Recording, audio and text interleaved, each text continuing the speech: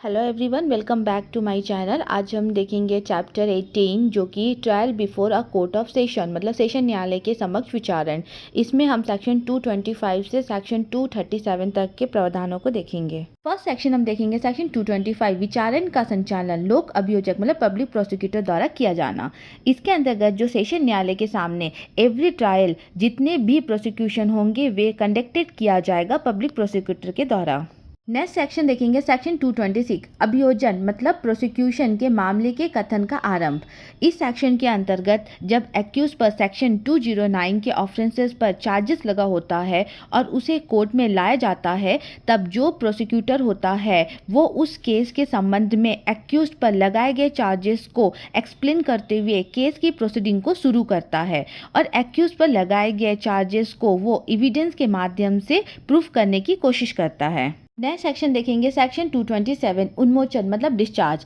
इस सेक्शन के अंतर्गत जो भी केस है उस एक्यूज पर्सन के संबंध में उस केस के संबंध में जो भी रिकॉर्ड डॉक्यूमेंट जमा कराया गया है उस डॉक्यूमेंट पर विचार कर लेने पर और सबूतों को देख लेने के बाद भी जो भी एक्यूज पर्सन और उसके बिहाफ में प्रोसिक्यूशन है, अगर जज को सब देखने और सुनने के बाद यह लगता है कि यह इतना काफ़ी नहीं है उस चार्जेस को जो उस एक्यूज पर साबित करने के लिए, तो जज क्या करेगा, जज एक्यूज पर्सन्स को डिस्चार्ज करने का आदेश देगा और जो भी कारणों को वो देखते हुए जज ने ये विचार लिया है उसे वो लेखाबद्ध करेगा।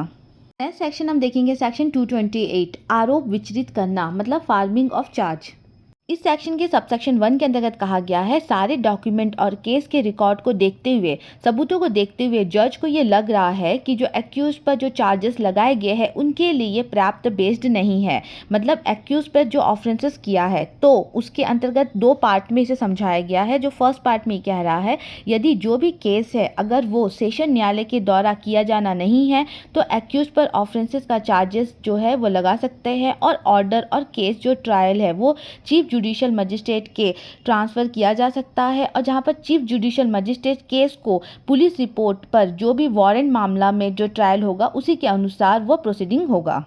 के सेकेंड पार्ट में क्या कह रहा है, अगर केस सेशन न्यायालय के द्वारा किया जाना है तो जज ऐसे में एक्यूज के ऊपर में जो चार्ज लगे हैं उसे रिटर्न में वो फ्रेम करेगा। सेक्शन के सबसेक्शन 2 के अंतर्गत अगर जज सबसेक्शन 1 और पार्ट बी के अधीन यदि कोई चार्ज फ्रेम करता है तो सेशन कोर्ट में एक्यूज पर्सन्स को वे चार्जेस पढ़कर सुनाया और समझाया जाएगा और एक्यूज व्यक्ति से ये पूछा जाएगा कि क्या वह उस ऑफेंसेस और उस चार्जेस को जो उस पर लगाया गया है क्या वो उसका दोषी पाया गया है और वह उस चार्जेस को मानता है कि नहीं, या उसके संबंध में कोई ट्रायल किया जाएगा। इस सेक्शन के अंतर्गत एक स्टेट अमेंडमेंट हुआ था, मतलब छत्तीसगढ़ सेक्शन 228 की सबसेक्शन 2 में जो वर्ड होता है टू दी एक्यूज्ड के पश्चात में निम्नलिखित को जोड़ा जाएगा। यहाँ पर क्या कहा गया, व्यक्तिगत रूप से या इलेक्ट्रॉनिक वीडियो संपर्क के माध्यम से उपस्थित और न्यायालय में उसके प्लीडर द्वारा प्रतिनिधित्व किए गए हैं।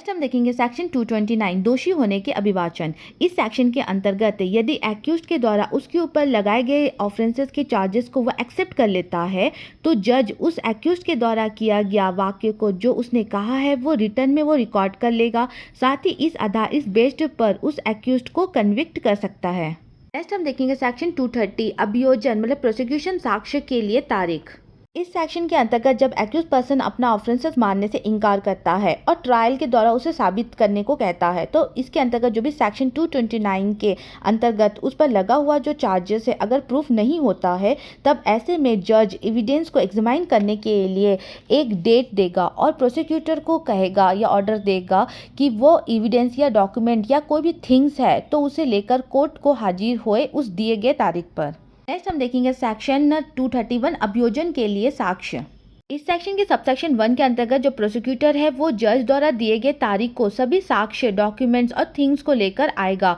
और अपने प्रोसिक्यूशन में पेश करेगा। इस सेक्शन के सबसेक्शन 2 के अंतर्गत जो जज होता है वो सेल्फ डिक्लेरेशन मतलब स्वयं विवेकानुसार किसी क्रॉस एग्जामिनेशन को तब तक के लिए वो रोके रखता है जब तक कि अन्य विटनेसेस का क्रॉस एग्जामिनेशन ना कर लिया जाए, तब तक के लिए वो उसे रोके रखता है या किसी विटनेस को रिकॉल करके क्रॉस एग्जामिनेशन के लिए बुला सकते हैं। नेक्स्ट हम देखेंगे सेक्शन 232 दोष मुक्ति मतलब एक्वाइटल। इस सेक्शन के अंतर्गत कहा गया है यदि प्रोसिक्यूशन के सारे एविडेंस लेने के बाद, एक्यूज्ड के एग्जामिनेशन होने के पश्चात या प्रोसिक्यूशन की हियरिंग के पश्चात या डिफेंस के पक्ष की बात सुनने के पश्चात जज को ये लगता है कि जितने भी एविडेंस दिया गया है फिर भी एक्यूज पर जो ऑफेंसेस जो चार्जेस जो है वो साबित नहीं हो पा रहा है, तो जज जो होता है उसे एक्वेंटल मतलब दोषमुक्त का ऑर्डर रिकॉर्ड करेगा। नेक्स्ट है सेक्शन 233 प्रतिरक्षा मतलब डिफेंस आरंभ करना। इस सेक्शन के सबसेक्शन 1 के अंतर्गत जहां एक्यूज सेक्शन 232 के अंतर्गत यदि उसे दोषमुक्त नहीं किया जाता है तो जज उसे कहेगा कि वो अपने डिफेंस में एविडेंस लाए और कोर्ट में उसे पेश करे।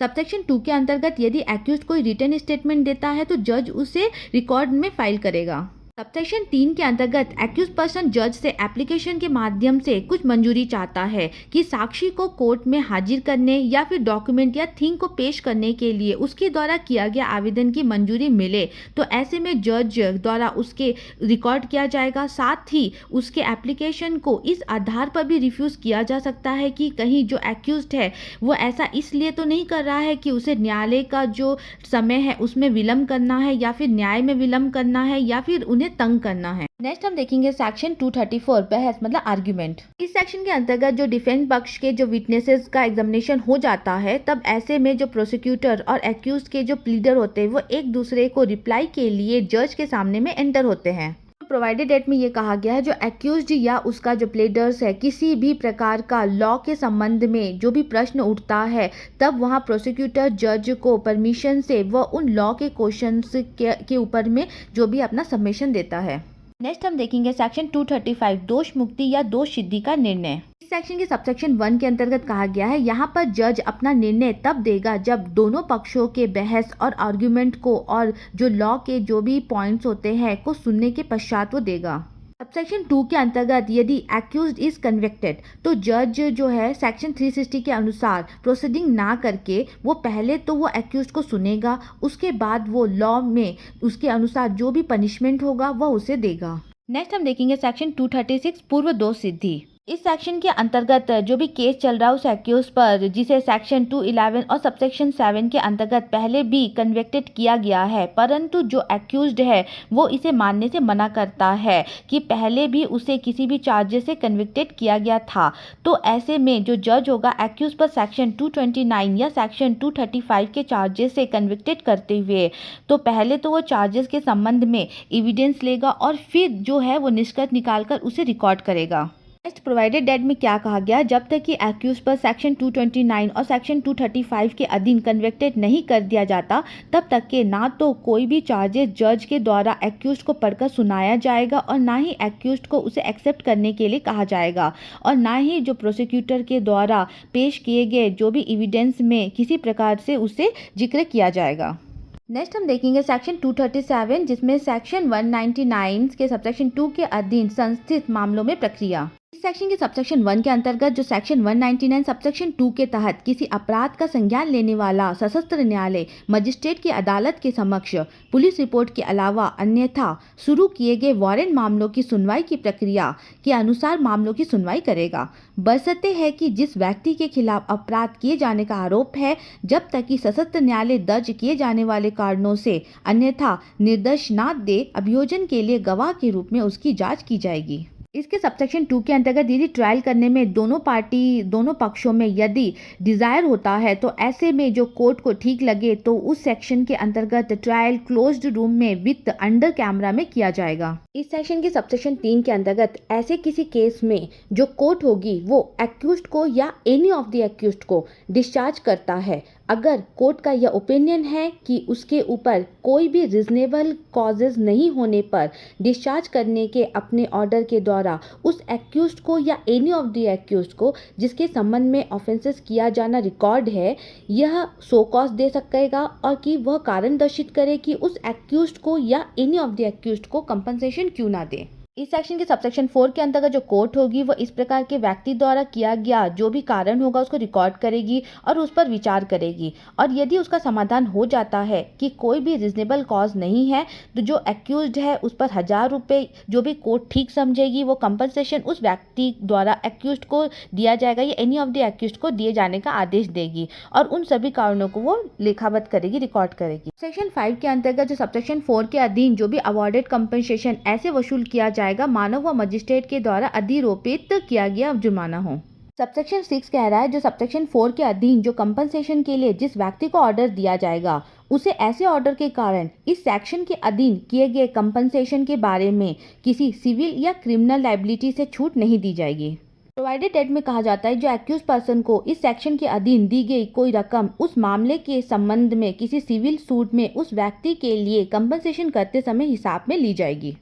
नेक्स्ट है सबसेक्शन 5। इसमें सबसेक्शन 4 के अधीन जो कंपनसेशन देने के लिए जिस व्यक्ति को ऑर्डर दिया जाता है वह उस ऑर्डर की अपील हाई कोर्ट में कर सकता है। इस सेक्शन का लास्ट सबसेक्शन 8, जब किसी एक्यूज व्यक्ति को कंपनसेशन दिए जाने का ऑर्डर दिया जाता है तो अपील की प्रस्तुति के लिए अनुमत अवधि समाप्त होने से पहले या यदि अपील प्रस्तुत की जाती है तो अपील के समाप्त होने से पहले उसे कंपनसेशन नहीं दिया जाएगा, ऐसा निर्णय लिया गया है। इसके साथ ही हमारा आज का वीडियो, आज का चैप्टर यहीं समाप्त होता है। आई होप कि आपको कंटेंट समझ में आया होगा। अगर आपने मेरे चैनल को लाइक, शेयर और सब्सक्राइब नहीं किया तो प्लीज़ लाइक, शेयर और सब्सक्राइब कर लीजिए ताकि मैं आपके लिए ऐसी नई वीडियोस बनाती रहूं। Thank you.